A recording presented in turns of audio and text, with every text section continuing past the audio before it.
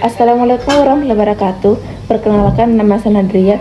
Saat ini saya berstatus sebagai mahasiswa semester 2 dengan Prodi Manajemen Sumber Daya Perairan dan NIM 2405016.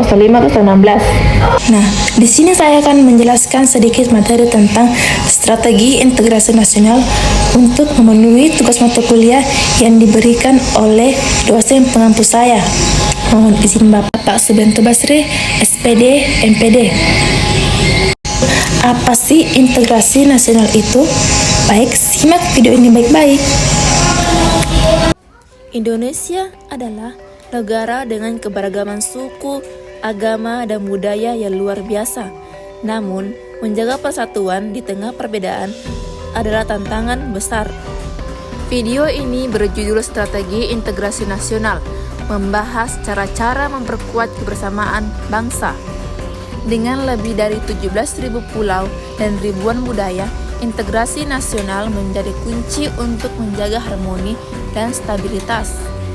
Mari kita jelajahi strategi untuk mewujudkan persatuan Indonesia yang kokoh di bawah semangat Bhinneka Tunggal Ika.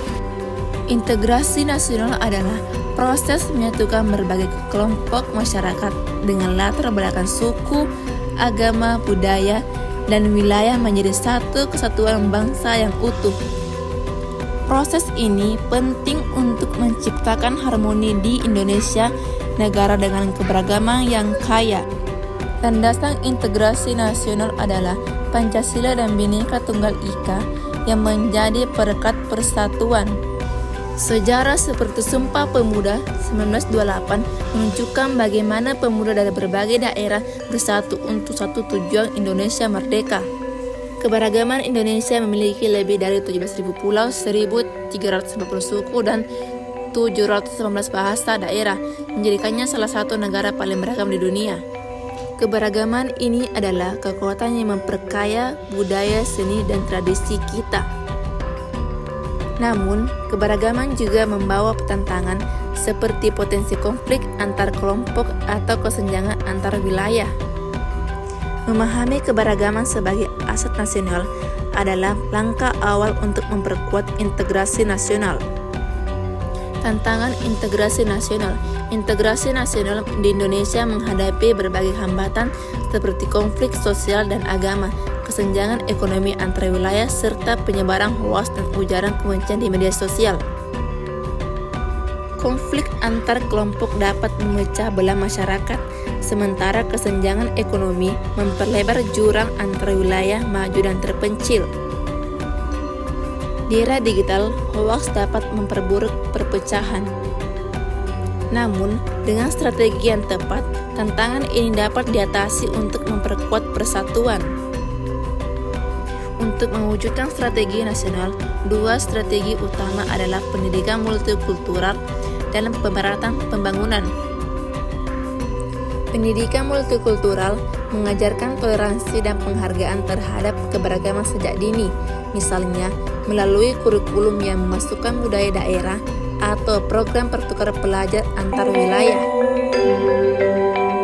Sementara itu, pemerataan pembangunan mengurangi kesenjangan ekonomi melalui pembangunan infrastruktur seperti jalan, sekolah, dan rumah sakit di daerah terpencil, serta program seperti transmigrasi atau pembangunan ibu kota Nusantara IKN.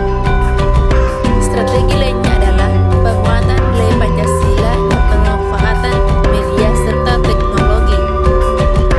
Pancasila sebagai ideologi pemersatu mendorong nilai